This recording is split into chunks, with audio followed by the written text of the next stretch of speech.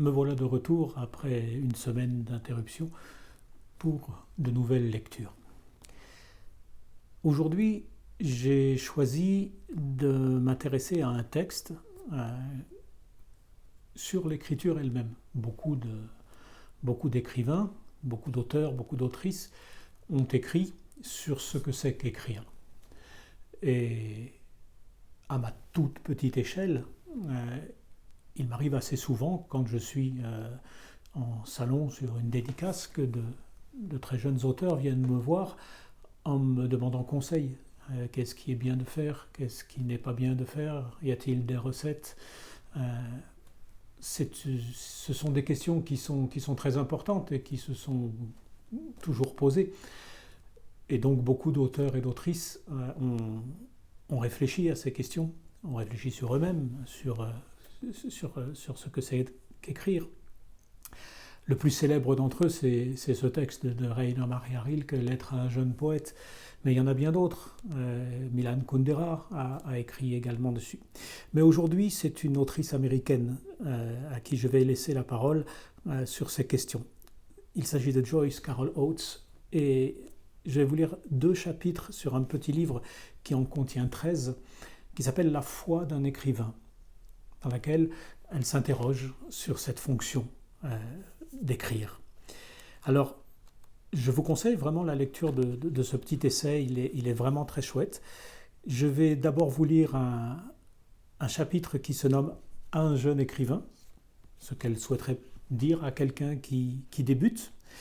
Et puis ensuite, l'avant-dernier chapitre du livre qui s'appelle « L'atelier de l'écrivain », dans lequel elle parle de ce lieu qui nous est à toutes et tous extrêmement précieux et cher, qui est l'endroit dans lequel on écrit et qui est porteur de notre univers. Voilà.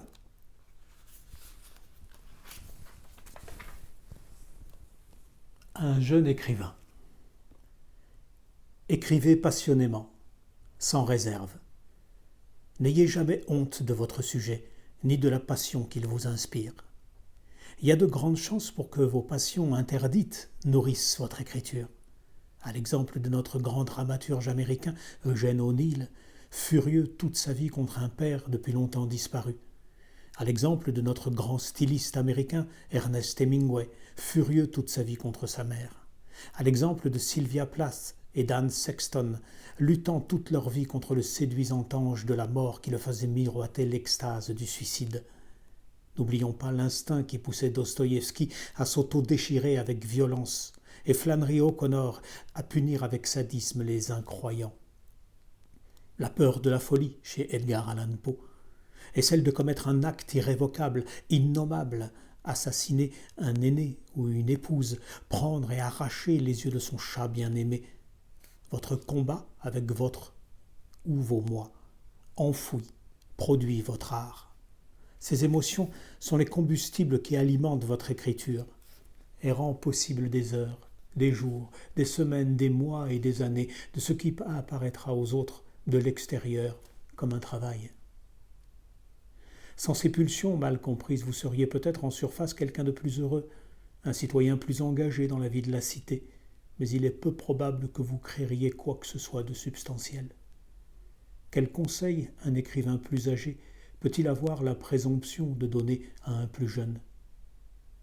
Seulement ceux qu'il ou elle aurait peut-être souhaité entendre beaucoup plus tôt. Ne vous découragez pas. Ne jetez pas des regards de côté en vous comparant à vos pairs. Écrire n'est pas une course. Personne ne gagne vraiment. La satisfaction est dans l'effort, rarement dans les récompenses ultérieures, si d'ailleurs il y en a. Et encore une fois, écrivez passionnément, sans réserve. Lisez beaucoup, beaucoup, et sans vous justifier. Lisez ce que vous avez envie de lire, pas ce qu'on vous dit et que vous devriez lire. Plongez-vous dans un écrivain que vous aimez et lisez tout ce qu'il ou elle a écrit, y compris ses premiers ouvrages. Surtout ses premiers ouvrages. Avant que le grand écrivain ne devienne grand, ou même bon, il, elle, a tâtonné à la recherche d'une manière, d'une voix, peut-être exactement comme vous. Écrivez pour votre temps, sinon exclusivement pour votre génération. Vous ne pouvez pas écrire pour la postérité, elle n'existe pas. Vous ne pouvez pas écrire pour un monde disparu, vous risqueriez de vous adresser inconsciemment à un public qui n'existe pas. Vous risqueriez de chercher à faire plaisir à quelqu'un que vous ne satisferez pas et qui ne le mérite pas. Mais si vous vous sentez incapable d'écrire passionnément, sans réserve, par inhibition, gêne, crainte de blesser ou d'offenser les autres, vous aurez peut-être envie d'opter pour une solution pratique et d'écrire sous un pseudonyme. Il y a quelque chose de merveilleusement libérateur et même d'enfantin dans un nom de plume. Un nom imaginaire donné à l'instrument avec lequel vous écrivez et qui n'est pas attaché à vous. Si votre situation change, vous pourrez toujours revendiquer votre moi d'écrivain ou abandonner celui-là et en cultiver un autre. Être publié vite peut se révéler un avantage discutable. Nous connaissons tous des écrivains qui donneraient n'importe quoi pour ne pas avoir publié leur premier livre et qui tentent d'acheter tous les exemplaires existants trop tard. Bien entendu, si vous aspirez à une vie professionnelle comportant enseignement, conférences, lecture, vous serez obligé de reconnaître comme vôtre un nom d'écriture, mais un seul. Ne vous attendez pas à être traité équitablement par les gens. Ne vous attendez même pas à être traité avec clémence. La vie se vit dans l'immédiat, comme un tour de montagne russe. L'art est froidement sélectif et ne peut être créé que rétrospectivement. Mais ne vivez pas pour écrire sur votre vie, car une vie ainsi vécue serait artificielle et sans intérêt. Il est préférable et de loin d'en inventer une autre de toute pièce. La plupart d'entre nous tombent amoureux d'œuvres d'art bien des fois au cours de leur vie. Laissez-vous aller à admirer et même à adorer l'art d'un autre, comme Degas vénérait Manet, comme Melville aimait Hawthorne. Et combien de jeunes poètes enthousiastes débordant d'émotions a engendré Walt Whitman. Si vous trouvez une voix ou une vision captivante, saisissante, dérangeante, plongez-vous-y, vous apprendrez beaucoup. Dans ma vie, je suis tombée amoureuse, et n'ai jamais vraiment cessé de l'être, d'écrivains aussi divers que Lewis Carroll, Emily Brontë, Kafka, Edgar Poe, Melville, Emily Dickinson, William Faulkner, Charlotte Brontë, Dostoïevski. En lisant la nouvelle édition de Huckleberry Finn de Mark Twain, il y a peu, je me suis aperçu que j'avais retenu par cœur des passages entiers de ce roman. En relisant la trilogie Stud Lodigan de James T. Farrell, que quasiment plus personne ne lit aujourd'hui, je me suis aperçu que j'en savais encore des passages entiers. Il y a des poèmes d'Emily Dickinson que je connais sans doute plus intimement qu'elle. Ils sont gravés dans ma mémoire comme ils ne peuvent pas l'avoir été dans la sienne.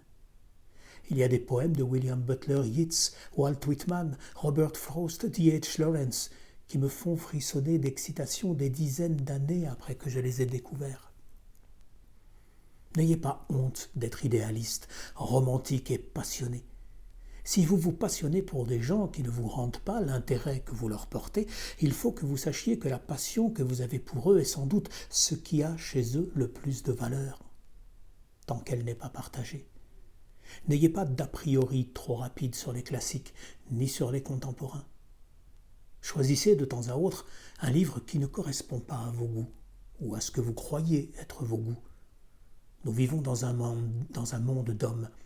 Une femme dont le féminisme a attisé la sensibilité rencontrera bien des occasions de contrariété et d'indignation, mais peut-être y a-t-il aussi beaucoup à apprendre, bien des sujets d'inspiration à trouver, ne serait-ce qu'en sachant regarder de l'extérieur. De grandes œuvres comme l'Odyssée d'Homère et les Métamorphoses d'Ovide, lues du point de vue du XXe siècle, l'une d'un genre primitif, l'autre d'une modernité déconcertante, font sur les lecteurs masculins et féminins une impression bien différente. Une femme devrait admettre ce qui la blesse, sa colère et son espoir de justice. Même un espoir de vengeance peut être une bonne chose dans son œuvre, sinon dans sa vie. Le langage est un véhicule d'une froideur glacée sur la page. À la différence des acteurs et des sportifs, nous avons la possibilité de réimaginer, de revoir et de réécrire entièrement si nous le souhaitons. Tant que notre œuvre n'est pas gravée sur le papier, aussi immuablement que dans la pierre, nous conservons tout notre pouvoir sur elle. Le premier jet peut être trébuchant et épuisant. Le ou les suivants seront exaltants, euphorisants. Ayez confiance, la première phrase ne peut être écrite avant que la dernière l'ait été. Ce n'est qu'alors que vous saurez où vous alliez et où vous étiez. Le roman est l'affliction qui n'a que le roman pour remède. Et une dernière fois, écrivez passionnément, sans réserve.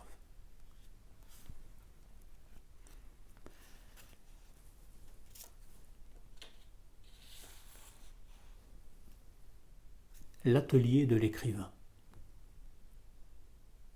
C'est une pièce beaucoup plus longue que large, qui s'étend de la cour de notre maison en partie vitrée dans la commune mi-suburbaine, mi-rurale de Hopewell, New Jersey, à environ 5 km de Princeton, à une zone de pins, de houx et de cornouillers à fleurs, où ne cessent de passer des cervidés, seuls, accompagnés de faons ou par petites hardes.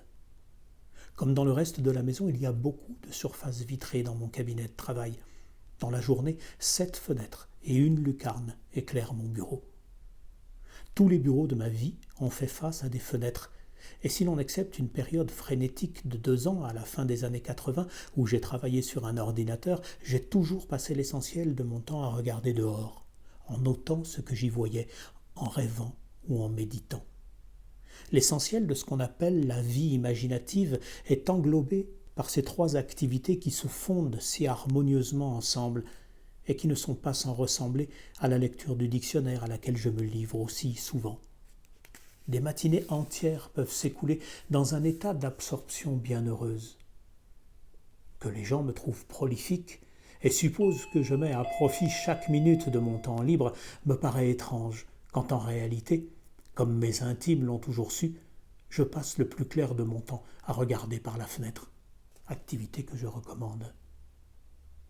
Juste un tour, et la liberté m'attire. Une nièce d'Emily Dickinson racontait que, l'ayant emmenée un jour dans sa chambre à coucher de la maison des Dickinson à Amherst, dans le Massachusetts, la poète avait fait le geste de s'enfermer, pouce et index refermés sur une clé imaginaire. Juste un tour, et la liberté. Il en va de même pour nous tous, je pense. La précieuse chambre à soi, le coin tranquille, le sanctuaire. Pour reformuler une remarque célèbre de Robert Frost, un coin à soi est un endroit d'où l'on ne vous repousse jamais lorsque vous souhaitez y entrer. Oscar Wilde a remarqué qu'aucun homme n'est un héros pour son valet de chambre. Nous pourrions dire que personne, homme ou femme, n'est un héros, oracle, en privé. Dieu merci, notre instinct naturel nous pousse à rejeter l'oracle, non à le révérer, et surtout à ne pas le croire. Les déclarations inspirées que formulent des personnalités littéraires sont presque toujours embarrassantes, creuses et opportunistes. Des phrases ronflantes comme « le rôle du poète »,« la voix du poète »,« la conscience du poète » rendent en privé un son particulièrement peu convaincant à l'oreille de ce même poète. J'ai vraiment dit ça. Pourquoi ? Je devais m'exprimer en public. Les grands discours ne sont pas la poésie. Les opinions pompeuses ne sont pas la littérature. Théoriser revient surtout à se donner de l'importance, à mettre en avant ce que soi-même, avec ses limites spécifiques, on est capable de faire. Malgré tout, nous nous surprenons parfois à prononcer ce genre de déclaration. C'est un risque professionnel qui, chez l'écrivain, poète, semble s'accentuer avec l'âge. Plus sa surdité augmente, plus il devient verbeux, pontifiant. En public, nous devenons des personnages publics, mais en privé, nous devenons les individus que nous sommes. Sur mon bureau, à un endroit où je peux toujours le voir, parmi un fouillis d'autres bouts de papier portant des bribes d'informations ou de conseils capitaux, se trouve un memento à l'encre rouge pâlie. Tout ce qui arrive à ma personne d'écrivain a été déclenché par l'un de mes actes. C'est un fait irréfutable, et cela signifie que lorsque les choses vont mal pour moi, je ne dois m'en prendre qu'à moi-même, ni aux critiques, ni à l'hostilité des journalistes, à personne. J'aimerais penser que l'art digne de ce nom est transgressif, dérangeant et non consolant, et que l'artiste digne de ce nom ne peut pas vraiment s'attendre à ne pas être attaqué, ridiculisé, ignoré. Lorsque cela arrive, c'est une punition que l'artiste a cherchée. Mais peut-être ne fais-je que prendre mes désirs pour des réalités, dans l'espoir de me disculper. Dans mon bureau, comme dans tout endroit privé, il me faut le reconnaître, plus nous sommes blessés, plus nous cherchons un réconfort dans l'imagination. Ironie de la chose, plus nous créons et publions d'œuvres d'imagination dans cette solitude, plus nous courons le risque d'être blessés par les réactions des critiques et du public. Et donc, de nouveau, nous nous réfugions dans l'imagination, ce qui nous assure d'être de nouveau blessés. Étrange cycle, mais qui a une certaine logique. Comment faites-vous pour écrire autant ? Me demande-t-on souvent. Plus rarement, pourquoi ? Écrire, en ce qui me concerne, c'est avant tout me souvenir. Ce qui veut dire que pour moi, l'écriture n'est pas spécifiquement verbale, comme c'est sans doute le cas pour la plupart des poètes. Elle peut aussi bien être cinématographique, dramatique, émotionnelle, auditive, et miroiter, à peine formée avant de devenir langage, de se transformer en mots sur une page. Les directeurs littéraires s'étonnent parfois de me voir réécrire entièrement des passages acceptés pour publication. Souvent, je m'étonne moi-même, je m'exaspère en réécrivant entièrement des chapitres de romans qui semblaient parfaitement acceptables la veille, et que plus tard je réécrirai à leur tour. Car il me semble toujours que j'ai de nouvelles idées, qu'il y a une façon plus heureuse d'exprimer ce que je veux dire. Ce bureau dont je parle avec ses fenêtres, sa lucarne, ses recommandations sur des bouts de papier, les œuvres d'art sur les rebords de fenêtres, les murs, les surfaces, est donc d'une certaine manière secondaire dans le processus de mon écriture.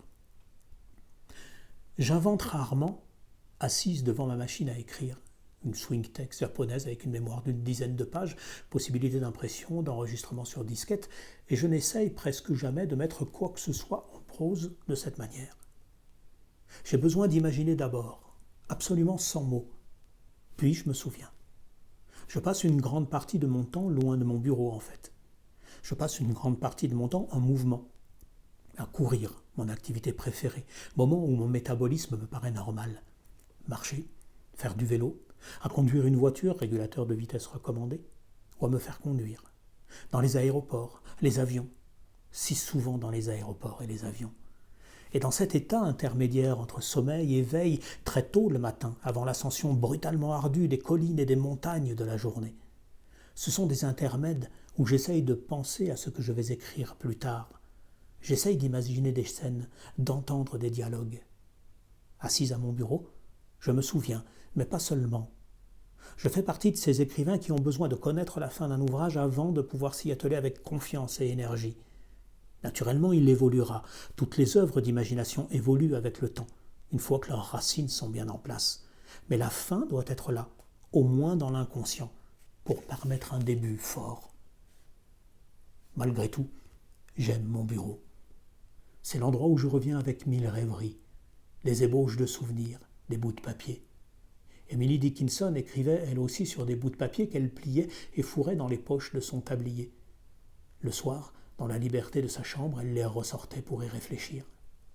À certaines heures du jour, il est inondé de lumière et il y fait souvent plus chaud que dans d'autres parties de la maison, ce qui est parfait pour un individu au sens plutôt froid. Il n'y a pas longtemps, un faon, presque adulte, s'est approché d'une fenêtre pour me regarder. Je lui ai trouvé une expression interrogative, perplexe. Il avait l'air de dire « Que diable peut faire cette créature ? Que peut-elle bien prendre tellement au sérieux ? Pas sa propre personne tout de même. Mais quoi ? Bonne semaine.